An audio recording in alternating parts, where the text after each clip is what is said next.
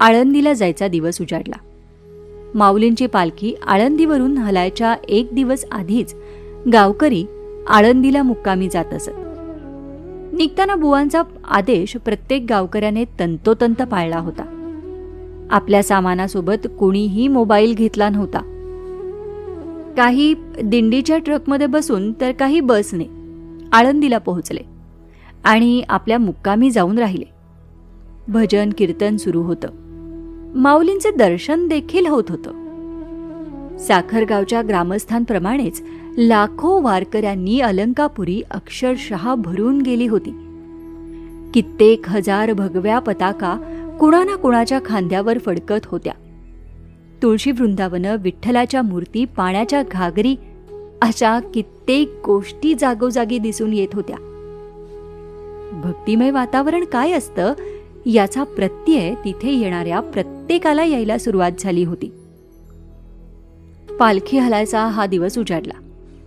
विठूचा गजर सुरूच होता आणि हरिनामाचा झेंडा साऱ्या अलंकापुरीत, साऱ्या देहू नगरीत फडकत होता. पांढरे स्वच्छ कपडे घातलेले, गळ्यात टाळ मृदुंग अडकवलेले कित्येकशे वारकरी भजनाच्या तालावर अक्षरशः थिरकत होते. दुपारी ठरल्या वेळेला माऊलींची पालखी मंदिरातून हलली आणि मंदिराचा कळस काही क्षणासाठी थरथरला. सगळ्या मंडळींनी पुंडलीक वरदे हरी विठ्ठल, श्री ज्ञानदेव तुकाराम, पंढरीनाथ महाराज की जय, संत श्रेष्ठ ज्ञानेश्वर माऊली की जय, जगद्गुरु तुकाराम महाराज की जय असा जयघोष दिला आणि सुरू झाले पालखीचे नेहमीचे भजन. ज्ञानेश्वर माऊली, ज्ञानराज माऊली तुकाराम, ज्ञानोबा माऊली, ज्ञानराज माऊली तुकाराम. पालखीने पुण्याकडे प्रस्थान केले. आता मुक्काम पुणे. 1 दिवस पुण्यात राहून पालखी सासवडला रवाना होणार होती. बुवांनी नेहमीप्रमाणे ग्रामस्थांची म्हणजे त्यांच्या दिंडीची व्यवस्था पुण्यातील एका जुन्या विठ्ठल मंदिरात केली होती. गेली कित्येक वर्षे बुवांची दिंडी त्याच मंदिरात मुक्कामी असायची. मंदिरात मुक्कामी पोहोचल्यानंतर थकलेले सारे जीव जेवण करून जिथे जागा मिळेल तिथे चटया सतरंज टाकून त्यावर आडवे झाले. पण पार्वतीबाईंचा डोळा मात्र लागत नव्हता.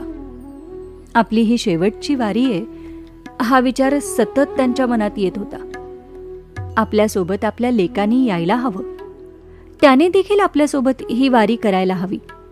त्याने देखील वारीत सहभागी व्हायला हवे. आपल्या कुटुंबाची परंपरा त्याने पुढे चालवायला हवी. अशा कित्येक विचारांचे काहूर त्यांच्या मनात सुरू होते. त्या सतत पांडुरंगाला विनवणी करत होत्या की जर माझ्या कुटुंबाने खरोखर मनापासून तुझी सेवा केली असेल तर माझी ही शेवटची वारी मला माझ्या मुलासोबत चालू दे. असा विचार करता करता पार्वतीबाईंना केव्हा झोप लागली हे त्यांना देखील समजलं नाही. रात्र सरली. दुसऱ्या दिवशी बुवांनी दिंडीतील मंडळींना पुण्यातील काही महत्त्वाच्या ठिकाणी दर्शनासाठी नेलं. पार्वतीबाई देखील त्यांच्याबरोबर सगळीकडे फिरत होत्या. मात्र सातत्याने त्यांच्या मनात एकच विचार सुरू होता. तो म्हणजे माझी ही वारी मला माझ्या मुलासोबत करायची आहे. दिवस सरला आणि रात्र सुरू झाली. पुन्हा तेच. आजूबाजूची सारी मंडळी झोपी गेली. मध्यरात्री उठून आंघोळी पांघोळी करून सगळ्यांना पुढच्या मुक्कामाकडे जायला सुरुवात करायची होती. आता पुणे ते सासवड म्हणजे वारीतील सगळ्यात अवघड टप्पा. जवळपास 30 किलोमीटरचे अंतर आणि त्यात अंगावर येणारा चढ, सोबतच पावसाची चिकचिक, सगळं अंगावर येणारं. पण एकदा हा टप्पा पूर्ण झाला की पुढचा प्रवास बऱ्यापैकी सोपा होता. पार्वतीबाईंच्या मनाची तयारी पूर्ण झाली असली तरीही शरीर साथ देईल की नाही याबद्दल त्यांच्या मनात शंका होती. पण आता एकदा वारीला निघालो की अशी आव्हाने येणारच. आणि ती पार करावी लागणारच हे मनाला समजावून पार्वतीबाईंनी त्यांच्या दिंडीसोबत चालायला सुरुवात केली. चालता चालता हडपसर मागे गेलं. सासवड रोड सुरू झाला. आता पावसाला सुरुवात झाली होती. वरतून धो धो पाऊस पडत होता आणि खाली पावलं मात्र थांबत नव्हती. पार्वतीबाई थकल्या होत्या. त्यांना सतत त्यांच्या मुलाची आठवण येत होती. सतत मनातल्या मनात विठ्ठलाचा धावा करत होत्या आणि आपला मुलगा आपल्या सोबत असावा अशी इच्छा व्यक्त करत होत्या. फुरसुंगी पार केल्यानंतर पांडुरंग बुवांची दिंडी दुपारच्या फराळासाठी एका ठिकाणी थांबली.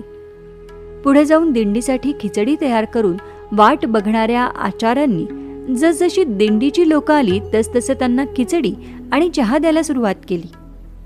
थकलेल्या पार्वतीबाई जवळपास सगळ्यांच्या शेवटी तिथे पोहोचल्या आणि त्यांचं सहज समोर लक्ष गेलं.